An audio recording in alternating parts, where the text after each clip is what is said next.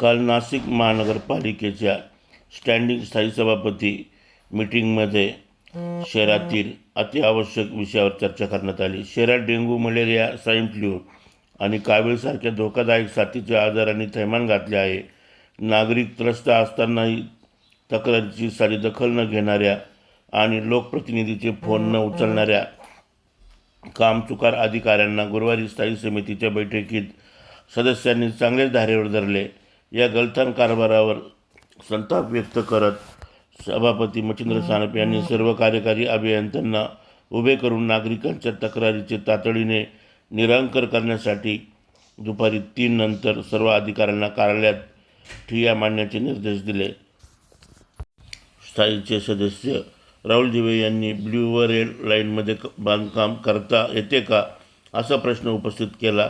शहर अभियंता संजय अग्रवाल यांनी ब्ल्यू लाईनमध्ये बांधकाम करता येत नसल्याने तर रेड लाईनमध्ये गॅबियन वाल उभारता येत असल्याचे सांगितले. यावर सदस्यांनी नंदिनी नदीपात्रात RCC काम झाल्याचे निदर्शनास आणून दिले.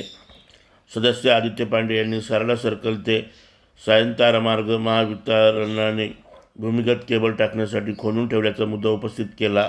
गणेश उत्सवाच्या काळात हा मार्ग महत्त्वाचा असल्याने तो तातडीने दुरुस्त करण्याची मागणी त्यांनी केली. कुंभमेळ्याच्या पार्श्वभूमीवर अग्निशामक विभागाच्या अत्याधुनिक साहित्य खरेदीच्या 54 कोटीच्या प्रस्तावांना स्थायी समितीने मंजुरी दिली. आयत्या वेळी विषय येऊ नयेत असा निर्णय झालेला असतानाही हा कोट्यवधी रुपयाचा प्रस्ताव चर्चेविना मंजूर केल्याने प्रशासनाच्या कार्यपद्धतीवर प्रश्न उपस्थित केला जात आहे. सिंहस्थ प्राधिकरणाच्या 100 कोटीच्या आपत्ती व्यवस्थापन आराखड्यानुसार अग्निशमन विभागासाठी ही खरेदी होईल. शासनाच्या मालकीच्या जमिनीवर 15 कोटी रुपयाचा TDR घेऊन शासन व महापालिकेची फसवणूक केल्याच्या प्रकरणाची चौकशी करण्यासाठी महापालिका आयुक्तांच्या अध्यक्षतेखाली समिती गठीत करण्यात आली. याबाबतचा निर्णय जाहीर करण्यात आला. अतिशय खड्याजंगी व चांगल्या वातावरणामध्ये स्टँडिंग सभा पार पडली.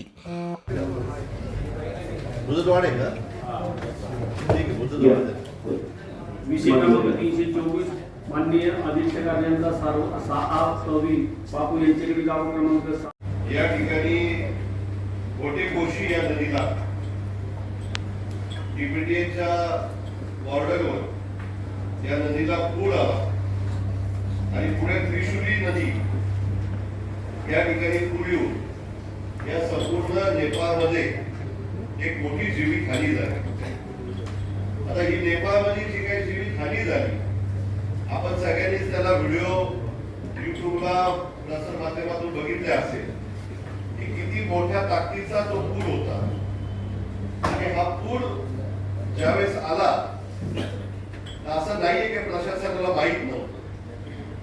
13 महिन्यापूर्वी नेपाळमध्ये अशाच पद्धतीचा पूर आला होता आणि त्यावेळेस सुद्धा प्रशासनाने त्या ठिकाणी अनेक हालचाली केल्या, परंतु ज्या पद्धतीने त्याच्याकडे गांभीर्याने लक्ष द्यायला पाहिजे होतं ते त्या पद्धतीने दिल्या गेलं नाही.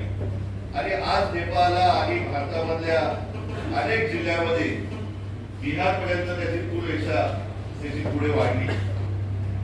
आणि म्हणून हा सबक आपण सगळ्यांनी या निमित्ताने घेतला पाहिजे की हलगर्जीपणा केल्यामुळे किती मोठी हानी होती.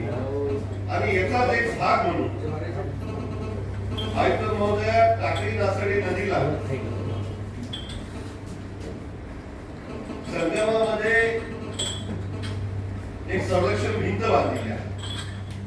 तर सभापती म्हणजे माझे 2च प्रश्न आहेत. मला वाटतं अग्रवाल साहेबांकडचा विषय असेल तर धावेकर साहेबांचा विषय तुम्हाला माहिती आहे. आपण जी फ्लड लाईन केली त्याच्यामध्ये 2 रेड लाईन ब्ल्यू लाईन आपण त्याच्या लाईन केल्या होत्या आयुक्त महोदय. आणि त्यानंतर आपण नीराच्या नियमाचं नवीन नियमाचं पालन करून जे नदी पात्रामध्ये गॅबिंग वॉल बांधतात त्याचे नियम सुद्धा केले. तर माझे 2च प्रश्न आहेत साहेबांनी द्यावे की ब्ल्यू लाईनच्या फ्लड लाईन मध्ये ब्ल्यू आणि रेड मध्ये आपण वॉल बांधू शकतो का?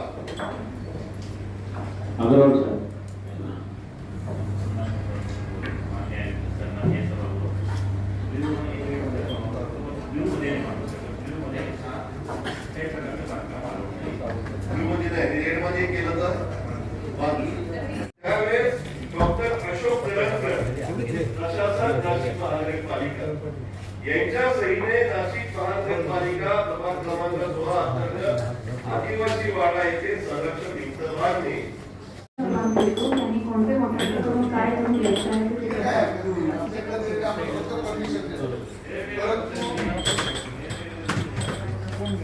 ते आपण काय करायचं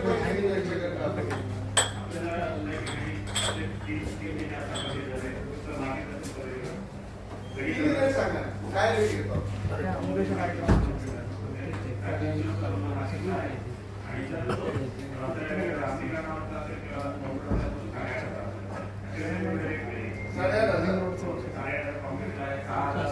कधी पावते आहे 8,500 आपल्याला पैसे भरले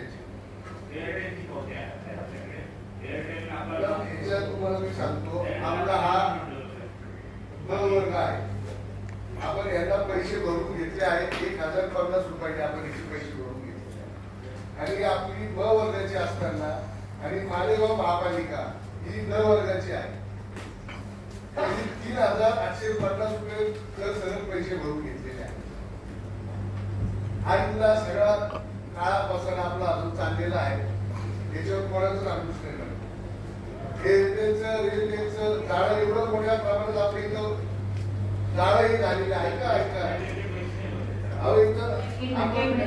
आपण काय करू सगळे आपण एक वेळेस उत्तर देऊ दियाप्रमाणे आपण काय रेट लावतो कोणाकडून काय रेट चार्ट दियाप्रमाणे आहे पाटील साहेब बघतो मॅडमला बोलतो अरे काय चाललंय इकडं तुम्ही इकडं चोऱ्या माऱ्या करायच्या आणि आम्ही कामं सांगितले चुकीचं आहे मॅडम पुढे याची एकदम आकारण्यात राहील